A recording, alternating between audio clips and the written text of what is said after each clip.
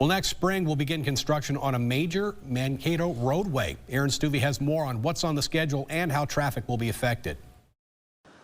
While this year's Veterans Memorial Bridge and Highway 22 projects are disruptive, their completion won't be the end of major road closures in Mankato. Next spring, crews will start a 2-year reconstruction of Highway 169, stretching from Belgrade Avenue to Lind Street, spanning the majority of Mankato. That will include 2 roundabouts at Webster Avenue and North River Lane, bike and pedestrian paths, and generally reconstruct the roadway, repairing bridges along the way. Some of the issues that are out there today are aging pavement infrastructure, non-compliant ADA infrastructure, and some safety issues at the signalized intersections.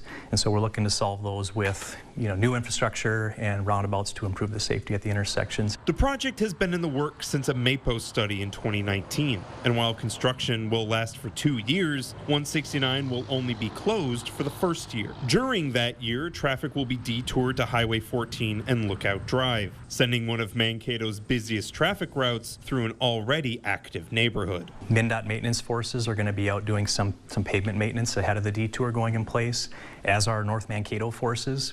And we've also done some contingency planning around potential cut-through routes and other potential risks for the detour. In Mankato, Aaron Stuvey, KUIC News Now.